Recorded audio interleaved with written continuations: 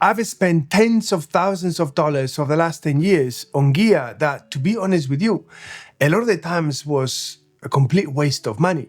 We watch a YouTube review or we see something that we can see ourselves using on a particular situation or a particular type of shot or a particular type of production, and we think that this is the answer to our problems, when in actual fact, we're just literally wasting our money. So these are 5 mistakes that I have made over the last 10 years that hopefully you don't make.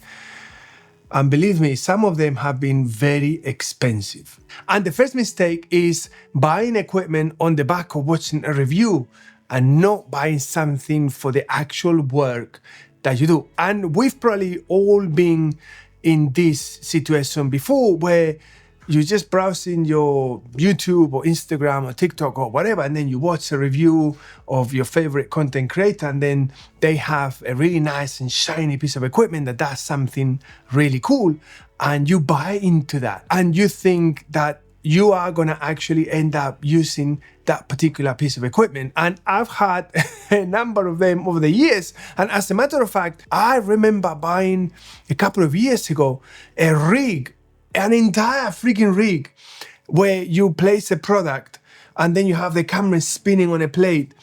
And I thought, wow, I can actually do the shots that I do, and I can do this. And I had all these crazy ideas, and I never actually used that piece of equipment.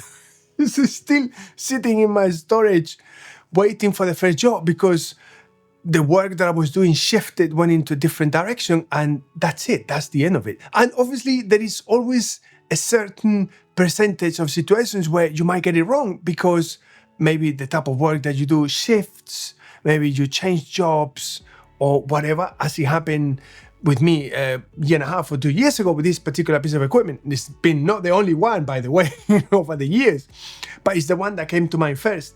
My advice is only buy the equipment that you know that you need now. Not the equipment that you think you might need. Buy what you need now. And trust me, that's gonna save you a lot of money and a lot of aggro. Buying new equipment when you still haven't got the best out of what you already have. And this is something that, again, so many times I've got it wrong, and I'm sure I'm not the only one, where you are still getting familiar with your camera or your gimbal or your slider, whatever it is that you use, and then another one comes along because, again, you watch a video, a review, or you go to a trade show or whatever, and then you see this new slider and then you buy into it, when you still haven't got the best out of what you already have. Because remember that a new camera, a new lens, any new equipment that you buy is not gonna fix the lack of skill, composition, framing, the right lighting. That has nothing to do with new equipment. Those are core skills that you need to learn, and you can learn them whether you use a smartphone or a VHS camera or a camera that is 25 years old. You can use a tiny action camera and still get absolutely amazing looking footage, and the same principles apply. A lot of the times we want to buy the new fancy equipment, when in actual fact what we need to do is learn what the fuck we're doing and learn it well. A lot of the times people think that if they buy a more expensive camera with a bigger sensor and all the bells and whistles that come with the new camera, that suddenly the footage is gonna look amazing, when in actual fact, it's actually gonna look worse. Maybe invest in some basic lighting, some microphone, understand how to get the best out of what they already have, and then invest, if you can ever justify that, into a more expensive or a newer camera. And this leads me to the third mistake, which is buying into specs rather than buying the equipment for the right situation. So for instance, this is a DJI Pocket 3 and this is a action cam, a DJI Action 5, okay? Both of them serve a different crowd. And if I was to be working on a film set,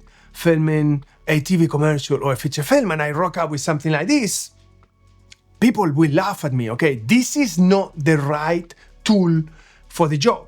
But if I'm doing a vlog where I'm walking the streets or in a park and I'm talking about my everyday or some thoughts that randomly come to mind, this makes a lot more sense than having a big ass camera with a big tripod and a wireless follow focus, because it's the wrong tool for the job. And the same applies to an action camera. If I'm cycling down a hill off-road on a mountain bike, well, this is the best camera compared to potentially this one, because this is designed specifically for that type of filming, for that type of content. And the same applies to lenses, accessories, sound, lights. Always buy the right equipment for the right job. You watch something or you go to a trade show and it's like, wow, I would love to have that piece of equipment, but you need to think back onto what you do with your life, where you're gonna use that piece of equipment, as fancy as it might be, because you may not have the work for it. And then it's gonna be sitting on a shelf collecting dust. And you might be $1,000 or $2,000 or $3,000 or $5,000 or $10,000 worse off. And I have been guilty of this time and time again. And it pains me to say it. I wasted thousands of dollars on buying equipment that sometimes I use on a job or two jobs, and that's it. Now, obviously, if you have a production company that pays you to buy that equipment for that particular job, is a whole different game. Mistake number 4 is buying accessories before you actually understand how your camera works. So if you use a camera or a phone or a Pocket 3 or an action camera, whatever it is that you use, fully understand how that camera works before you go on and spend your hard-earned money on accessories that you may or may not use. Before you, for instance, buy a gimbal, okay, you need to understand how the camera stabilizes, what you need to do in order to get certain shots, and why you need a gimbal. If you understand the stabilization that is built into the camera and the lens, if you are familiar with that, you know how much you can get away before you need a gimbal, the type of shots that you want to do with a gimbal and the type of shots that you can do handheld. This is a mistake that a lot of the times people do. They don't fully understand how the camera works and how it does what it does. And they are already adding filters and matte boxes and follow focuses and all these things.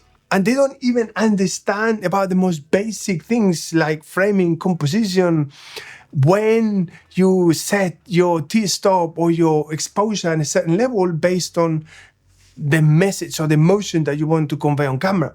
So that's a big mistake that we've all been guilty of, and I include myself when I started. And mistake number 5 that I think everybody is guilty of is to think that more gear equals more professional, that more gear equals better results.